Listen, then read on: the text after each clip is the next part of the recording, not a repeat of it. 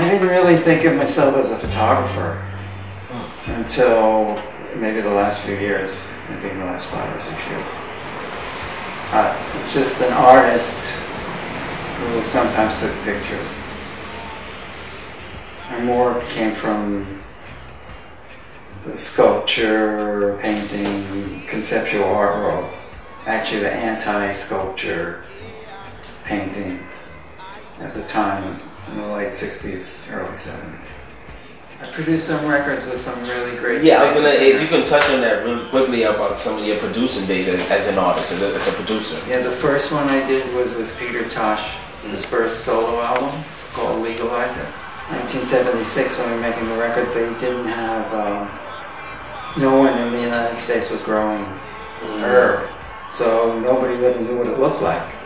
But when Bob first took me to the herb field, it was an incredibly powerful image, because we had to, hike through the mountains in a remote place, and up and down these hills. And I had only been in Jamaica a couple of months. I was just becoming aware of the culture.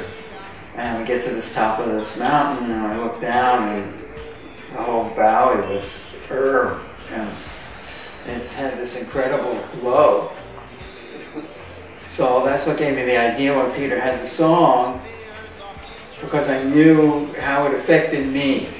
Like now, everybody has a t-shirt with some herb, and everybody's growing in their closet. But in those days, it was a really exotic thing. You never really actually knew what the plant looked like. Visual.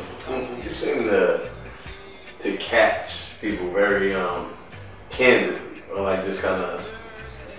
It doesn't, like, at least from what we've seen, it seems like you just catch them in the moment, or you catch people unaware, like you're not around. Is that like purposeful, or is that you're just lucky? How do you get that? Well, when I was living in Jamaica, and I was occasionally taking pictures, I was careful not to be trying not to be intrusive in what was going on. And it's a field. And after a while, people don't feel like they're being intruded on by the camera. If you can just kind of be living in the moment of whatever is going on. But it's a matter of being sensitive to the situation. I remember, like, my favorite photograph that I've ever taken was with a Polaroid camera. Those pull-out things, and you could change the aperture on it. And it was a photo I took with that camera of Bob reading the Bible in front of his house where he was born in the mountains. And there was a picture that I was really afraid to take, because it was this very serene moment, and it had just been raining, and the rain had stopped, and he just walked up the hill a little bit, and he was sitting on a rock. And I almost ruined the picture because I started to open it too soon, the Polaroid. And there was a little bit, I could see that it was too soon, and it went like this. So there's like overexposed just on the corner, but it kind of gives it a kind of character, casual character. I had a house in upstate New York, and a studio there.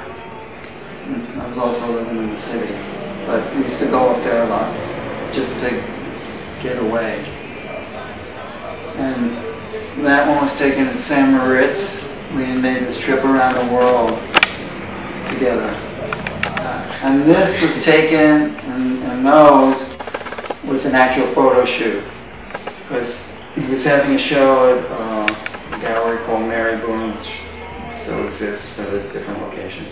And they were making a catalog for the show. And they needed a portrait. So this one day he called me, spur of the moment. I lived around the corner. But anyway, he called up, he said, oh, can you do this? We need this portrait. And can you bring a split? So I bring the split. And one of these was used for the catalog, I think this one. What do you want your legacy as an artist to be? We just asked every artist that. I don't think about a legacy. I'm trying to live in the now. I'm trying to affect changes now.